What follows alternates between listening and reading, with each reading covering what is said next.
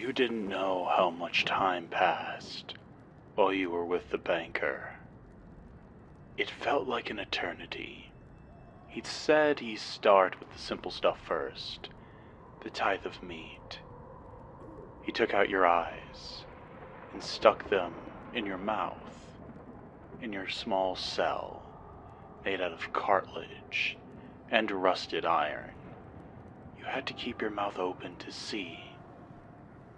The sight of your own teeth made your stomach churn. You threw up once from the nausea your new vision induced, but that only stung your retinas. To your great relief, he'd placed your tongue back in your mouth so you could lick your sick away from your burning eyes. Sometimes you wish you didn't. That way the horrors that unfolded before you would have only been sensations of pain and memory. But now it's all there for you to see. Your body is a mass of scars, from his fingernails scratching at your flesh, from being ripped apart by claws, or being chewed and sliced by those white, shark-like teeth. Your skin feels loose beneath its layer of fat. His fingers were long enough to reach around your neck twice as he tipped you upside down like a chicken. You'd open your mouth to see and beheld the terror of the banker's eyes pressed so close to yours. He liked to sample the meat, with you hanging there so that he could look into your eyes when he was done.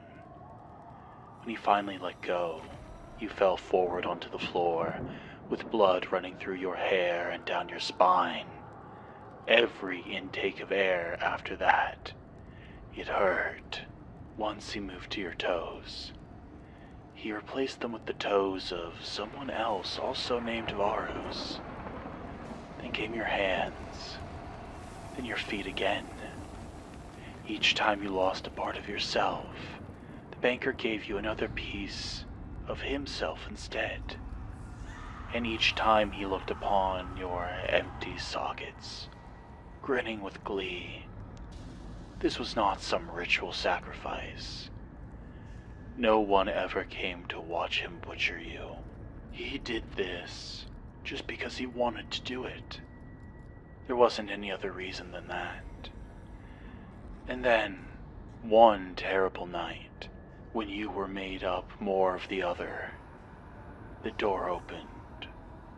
You saw yourself, or rather, Varos too, with almost every part replaced. The banker entered and introduced you to Varos. Gods, you looked so pathetic.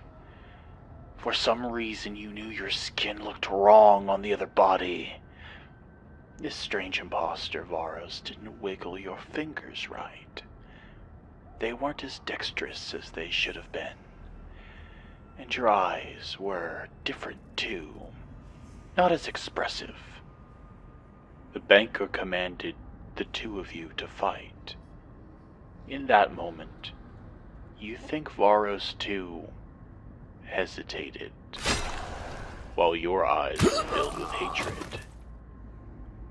Your hands grew red, coated in your own blood or his blood. The line between you and him and you was so fucking blurry that all you knew was that someone had died. Did Varos die in that room? Or did Varos die in that room? The banker laughed as you tried to make sense of it all. Everything about your world was being broken apart, bit by bit. Afterward, you never heard what happened to Varos. All you know is that you're still alive. Then he began to remake you after that, undoing his previous work as he replaced every part of you again, but wrong. You see, the banker was indeed a master surgeon. The cut of his fingers more exact than arcane scalpels. He could have put your lungs back inside your body if he wanted to. But he didn't want that. Instead, you held your lungs in your hands. Each time you wanted to breathe, you had to squeeze your own lungs. Not too tight, else you'd wheeze like a dying man. Not too lightly either, else you wouldn't take in enough air. It got bad when you had to sleep. For days you tried to stay awake, slowly and painfully, and manually working your lungs that lay in your blood-soaked hands. But exhaustion finally took you for a few seconds. Of course, you began to suffocate, jolted back to the waking world as your body screamed at you to live. You closed your eyelids and laughed. You forgot your eyes were still in that mouth of yours. Little did you know, the banker had only begun his modifications. Time became meaningless as he worked on you, Varos. At least he stopped mutilating your organs. You found comfort in the fact that your brain remained intact, even though it was nothing more than a lump of jelly. You could feel it throbbing, pulsing with life. If only that little thing were less hot. Yes, it was burning the inside of your skull from the intense heat it gave off. When you asked the banker about it, he said it was because you were an uppity hothead. Funny joke. You spent weeks trying to get used to breathing. As soon as you slept, your chest constricted, trapping your ribs against your diaphragm. Breathing became difficult. But you learned to do it. You learned to breathe shallowly and quickly. You hated how fast you breathed. It seemed unnatural. After months of struggling, you finally managed to find a balance. Breathe in. Hold your breath. Exhale. Repeat. You thought you might actually be able to rest easy, but no. Because your heart beat so loudly, the sound echoed throughout the building. Then, once you'd gotten used to all of that, the banker put you back together good as new. You thought this was a good thing, and oh, how wrong you were. He began his tithe of the spirit next. It was hard to remember everything that happened here, as at some point, you think he reset you a few times. You see, the banker reset involves the creation of a female version of yourself. To do it, you think he took a rib. It might have been a kidney, though. You're not sure how many a normal person had, or has. But you had 5 at the time, which was probably too many. You felt bloated, and you were almost glad the banker took the useless organ.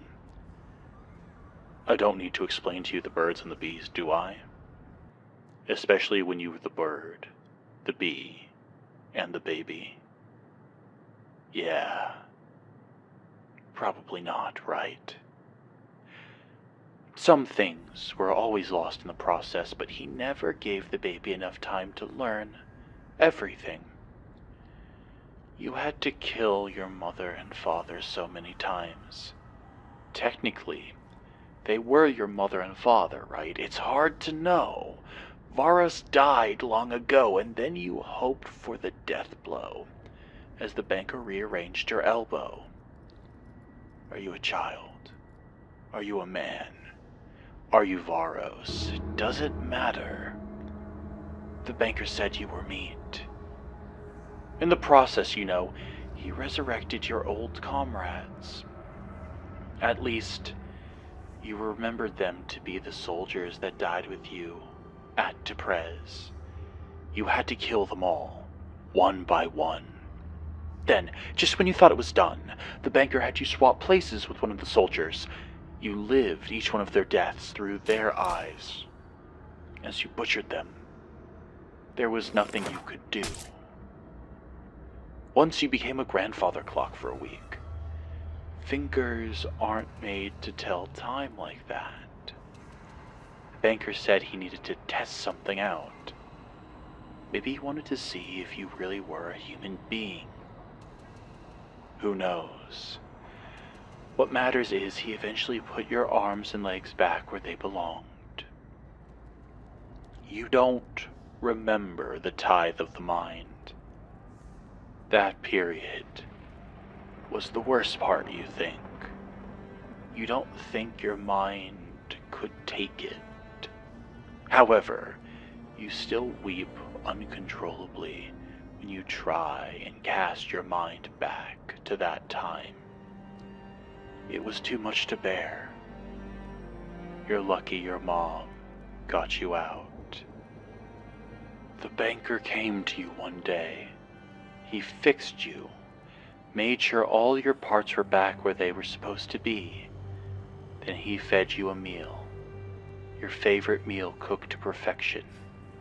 You got a good night's sleep that night and didn't need to wake up to restart your lungs. And the next day, he dropped you off where he'd taken you from. You felt yourself be vomited onto the ground. "Be a good little lamb, Varos," the banker giggled. "Bring me bloom. Else even Mommy won't be able to save what's left of you." You're not sure how he moved after that. It wasn't walking, running, digging, flying, climbing, or anything else. But he did it. Nobody would get it anyway. Nobody understands what happened. Varos died. Varos lived. Varos killed himself. Varos was killed by himself. Varos is his father. Varos is his mother. Varos is his baby. Varos is the past. Varos is the present. Varos has no future. Varos died. Your sleepless eyes reflected a descent into madness, witnessing spectral apparitions that danced with malevolent glee, their ghostly fingers reaching out to pull you into the abyss. These eyes aren't meant for your eye sockets anymore. Varos, they're meant for your mouth. But when you try to rip them out, something in your mind stops you. The banker's adjustments won't let you return your body to what it was. And maybe that's the worst part. This new world is so terrible that, if given the chance, you'd return your body back to what it was. You knew that body. You knew every bloody and broken part of it. This new body is alien. This is the body of a dead man, and this is the body you used to walk back into the brigade camp, like nothing even happened.